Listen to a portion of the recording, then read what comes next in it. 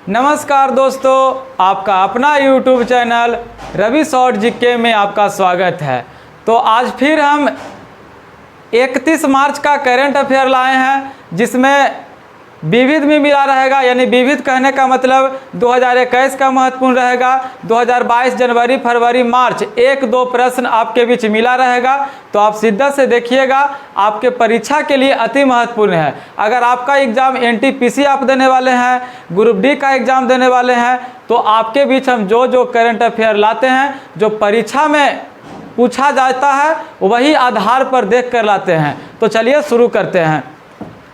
तो पहला प्रश्न है कि हाल ही में उत्कृष्ट नेतृत्व पुरस्कार 2022 किसे मिला है? तो सीमा रेखा को मिला है। किसे मिला है? सीमा रेखा। यानी आपसे पूछ दिया जाए कि हाल ही में उत्कृष्ट नेतृत्व पुरस्कार 2022 किसे मिला है? तो सीमा रेखा को मिला है। अब देखिए, लुल्लू समूह का संबंध किस देश से है? तो लुल्लू समूह का संबंध UAE से है। अब देखिए, लुल्लू समूह का संबंध UAE से है। क्यों लुल्लू समूह लिखे हैं? क्योंकि हमारे भारत के राज्य तमिलनाडु को 3500 करोड़ रुपया का देगा योगदान वहाँ। तो लुल्लू परियोजना के तहत कौन? UAE।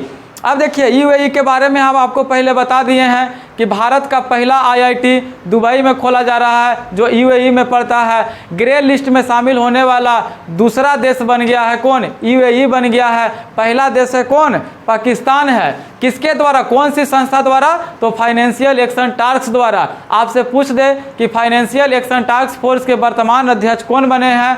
तो T राजा कुमार। यानी इतना आपको याद रखना है। तो देखिए, आगे का प्रश्न है कि होप मिशन का संबंध किस देश से है? तो होप मिशन का संबंध भी UAE से है। किससे है? UAE से। आगे देखिए, कॉर्नर शॉट वेपन किस संस्था द्वारा विकसित किया गया है? यानी आपसे पूछ दिया जाए कि कॉर्नर शॉट वेपन किस संस्था द्वारा विकसित किया गया है? तो DRDO द्वारा। किसको द्वारा? DRDO द्वारा। तो आप बताइएगा कमेंट में कि DRDO के वर्तमान अध्यक्ष कौन है। यानी आपके बीच हम हर दिन अध्यक्ष बताते रहते हैं। आज हम एक भी अध्यक्ष नहीं बताएंगे, आपको बताना है कि DRDO के वर्तमान अध्यक्ष कौन है। तो चलिए आगे का प्रश्न देखते हैं। हाल ही में असम और किस राज्य ने 50 साल पुराने सीमा विवाद का हल करने का समझौता किया है? तो कौन किया है? तो असम के साथ कौन समझौता करेगा? तो मेघालय करेगा। कौन करेगा? मेघालय। अब देखिए, समझौता क्या था? जब असम और मेघालय 1972 ईस्वी में अलग हुआ था, यानी कि असम से मेघालय 1972 ईस्वी में अलग हुआ था, तो सीमा विवाद चल रहा था। क्या चल रहा था? सीमा विवाद। तो असम के मुख्यमंत्री और मेघालय के मुख्यमंत्री दोनों ने मिलकर उस विवाद को समझौता करने का प्रयास कर रहे हैं। तो चलिए आगे देखते हैं।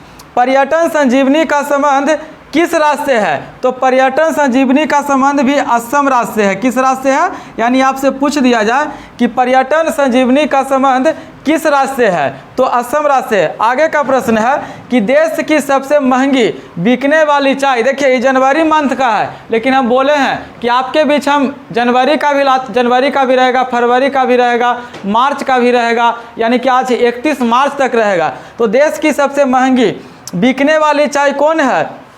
तो कौन सी हो गई? मनोहरी टी। कौन सा? मनोहरी टी। अच्छा, आपसे पूछ दे कि मनोहरी टी कौन सी राज्य के हैं? तो मनोहरी टी असम के है। अब देखिए, इसे कितना रुपया में बेचा गया था? तो 99,999 रुपया में प्रति किलो। यानी आपसे पूछ दिया जाए कि देश की सबसे महंगी बिकने वाली चाय, तो मनोहरी टी। अब देखिए आगे है, कल ही बताए हैं IDBI के MD एंड CEO कौन है? तो IDBI के MD and CEO Rakesh Sharma है। कौन है? राकेश शर्मा। यानी आपसे पूछ दिया जाए कि IDBI के MD एंड CEO कौन है? तो राकेश शर्मा है। कौन है? राकेश शर्मा। देखिए, 5-6 प्रश्न ही आपके बीच हम लाए हैं। आपको पता चल रहा होगा कि हम कितना अध्ययन करने के बाद आपके बीच लाते हैं। तो आप NTPC का मेंस का शिद्दत से तैयारी करिए। करंट अफेयर का हम पे आप जिम्मेदारी छोड़ दीजिए। आप 20 प्रश्न देखिए डेली। आपको इतना प्रयास हम करते हैं कि आपके परीक्षा में आने का संभावना रहता है, वही प्रश्न लाते हैं। अगर हमारा वीडियो अच्छा लगता है तो अपने दोस्तों के पास शेयर ज़रूर करें, क्योंकि हम आपके बीच इतना मेहनत करते हैं तो आपका भी थोड़ा फर्ज बनता है कि अपने भाई का मदद करें, वीडियो का शेयर करें। तो चलिए आगे का प्रश्न देखते हैं कि हाल ही में अंतर्राष्ट्रीय आईपी सूचकांक में कौन सा देश शीर्ष पर है? तो यूएसए है। कौन है? यूएसए। हाल ही में अंतर्राष्ट्रीय आईपी सूचकांक में शीर्ष पर कौन सा देश है? यूएसए। अब कहता है कि भारत का स्थान कितना है? तो भारत का स्थान 43 है। कितना है? यानी कि हाल ही में अंतर्राष्ट्रीय आईपी सूचकांक में शीर्ष पर देश है यूएसए। अब भारत का स्थान है कितना? 43। देखिए दो और आपको बता देते हैं। अगर आपसे पूछ देगा कि भ्रष्टाचार में भारत का स्थान कितना है? तो 85 है। भूखमरी में कितना है? तो 101 है। खुशहाली में कितना है? तो 139 है। आईपी सूचकांक में कितना है? तो 43 है। यानी इतना सूचकांक आपको याद रखना है। आगे देखिए 3 बुक आपके बीच हम लाए हैं। यानी कि हर दिन आपको हम किताब भी बताते जा रहे हैं जो 2022 में महत्वपूर्ण किताब लॉन्च हुआ है, जो आपके बीच हम 1-2 करके लाते रहते हैं। तो आज देखिए उड़ान एक मजदूर पुस्तक के लेखक कौन है? तो मिथिलेश तिवारी। कौन है? मिथिलेश तिवारी। अब आगे है a little boy of India पुस्तक के लेखक कौन है? Ruskin bond. कौन है? Ruskin bond. ममता बियॉन्ड 2021 पुस्तक के लेखक कौन है? तो जयंत घोष है। यानी देखिए आज फिर हम अब तीन ठो बुक लाए हैं जो बहुत ही महत्वपूर्ण है। पहले हम आपको बता दिए हैं कि लाल सलाम पुस्तक के लेखक स्मृति ईरानी, इवेन गवर्नेंस पुस्तक के लेखक किरण बेदी, गांधी के हत्यारे द मेकिंग ऑफ इंडिया पुस्तक के लेखक धीरेन्द्र के झा, मॉडर्न इंडिया पुस्तक के लेखक पूनम दलाल दहिया। यानी आपको इतना याद रखना है। तो अब देखिए आगे का प्रश्न है कि हाल ही में 20वीं राष्ट्रीय एथलेटिक्स चैंपियनशिप का आयोजन कहाँ में किया गया है? तो उड़ीसा में कहा गया है। कहाँ में? उड़ीसा में। यानी आपसे पूछ दिया जाए कि हाल ही में 20वीं राष्ट्रीय एथलेटिक्स चैंपियनशिप का आयोजन कहाँ में किया जा रहा है? तो उड़ीसा में किया जा रहा है। अब देखिए माल्टा के नए प्रधानमंत्री कौन बने हैं? तो माल्टा के नए प्रधानमंत्री बने हैं रॉबर्ट अवेला। कौन बने हैं? रॉबर्ट अवेला। यानी आपसे पूछ दिया जाए कि माल्टा के नए प्रधानमंत्री कौन बने हैं? तो रॉबर्ट अवेला। आगे देखिए आगे का प्रश्न बहुत ही वीवीआई है, यानी कि परीक्षा में आने का बहुत ज़्यादा संभावना क्या है?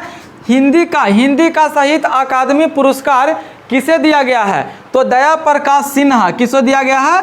दया प्रकाश सिन्हा। यानी आपसे पूछ दिया जाए कि हिंदी भाषा का साहित्य अकादमी पुरस्कार किसे दिया गया है? तो दया प्रकाश सिन्हा। अगर आपसे पूछ दिया जाए कि हिंदी भाषा का साहित्य अकादमी पुरस्कार दया प्रकाश सिन्हा को मिला है किस नाटक के लिए? तो सम्राट अशोक नाटक के लिए। अब देखिए सारा जो हिंदी का, संस्कृत का, उर्दू का, इंग्लिश का सब का हम एक वीडियो बना दिए हैं, तो आप वीडियो में है आप देख लीजिएगा कि इंग्लिश का किसे मिला है, उर्दू का किसे मिला है, तो आप देखिएगा। अब देखिए भाषा सर्टिफिकेट सेल्फी अभ्यास कौन जारी किया है? तो शिक्षा मंत्रालय द्वारा जारी किया गया है। कौन सा मंत्रालय द्वारा? तो शिक्षा मंत्रालय। यानी आपसे पूछ दिया जाए, क्या पूछ दिया जाए कि भाषा सर्टिफिकेट सेल्फी अभ्यास कौन मंत्रालय द्वारा शुरू किया गया है? तो शिक्षा मंत्रालय द्वारा। अब वर्तमान में शिक्षा मंत्री कौन है? तो धर्मेंद्र प्रधान। यानी देखिए जो प्रश्न हम आपके बीच लाए हैं बहुत ही महत्वपूर्ण लाते हैं, तो आप सीधा से वीडियो को देखिएगा। और अगर वीडियो अच्छा लगता है तो अपने दोस्तों के पास शेयर करना ना भूलें। और चैनल पर पहली बार हैं तो चैनल को सब्सक्राइब जरूर करें। तो चलिए आगे का प्रश्न वीवीआई प्रश्न देखते हैं। देखिए रमेश बाबू प्रज्ञानंद का संबंध, कल ही आपको बताए थे कि रमेश बाबू प्रज्ञानंद का संबंध किस खेल से है? तो शतरंज से है। मात्र 16 वर्ष के। अब आपको बताना है कमेंट में कि रमेश बाबू प्रज्ञानंद का संबंध, ये तो हम बता दिए कि आपको शतरंज से है, लेकिन आपको बताना है किसको दुनिया के नंबर 1 शतरंज खिलाड़ी कौन थे जिसको रमेश बाबू प्रज्ञानंद ने हरा दिया है? तो आप कमेंट में बताइएगा। मात्र 16 साल के थे। आगे देखिए शुद्ध कार्बन का लक्ष्य भारत में कब तक रखा गया है? तो 2070। ये बहुत ही महत्वपूर्ण प्रश्न है कि शुद्ध कार्बन का लक्ष्य भारत ने कब तक रखा है? तो 2070। अब देखिए एक है हर घर जल योजना का लक्ष्य 24, यानी याद रखना इतना आपको। अब देखिए रेलवे कुश्ती अकादमी कहाँ में खोला गया है? तो किशनगंज में खोला गया है। कहाँ में? किशनगंज। और किशनगंज कहाँ में है? तो किशनगंज दिल्ली में है। कहाँ में है? दिल्ली में है। एक किशनगंज बिहार में भी है, तो आप लोग बिहार वाला नहीं है। रेलवे कुश्ती का सबसे बड़ा अकादमी कहाँ में खोला गया है? तो किशनगंज में। और किशनगंज कौन से राज्य वाला? तो दिल्ली वाला। अब देखिए धर्म गार्जियन का संबंध किन दो देशों के बीच है? तो भारत और जापान। कौन से? भारत और जापान। यानी आपसे पूछ दिया जाए कि धर्म गार्जियन का संबंध कौन कौन देश से है? तो भारत और जापान। अब देखिए सीनियू मंत्री अभ्यास का संबंध कौन दो देशों से है? तो भारत और जापान। किससे है? ये भी भारत और जापान से है। यानी देखिए दो प्रश्न आपके बीच हम लाए हैं कि धर्म गार्जियन का संबंध भारत जापान, सीनियू मंत्री अभ्यास का संबंध भारत जापान। अब देखिए ऑपरेशन गंगा का संबंध कियासी से है? तो ऑपरेशन गंगा का संबंध था, ऑपरेशन गंगा मिशन के तहत बुलाया गया था। क्या चीज लाया गया था? जो यूक्रेन में भारतीय फंसे हुए थे, विवाद मतलब कि यूक्रेन और रूस के विवाद में जो भारतीय फंसे हुए थे उसको निकाला गया था। कौन से मिशन द्वारा? तो ऑपरेशन गंगा द्वारा।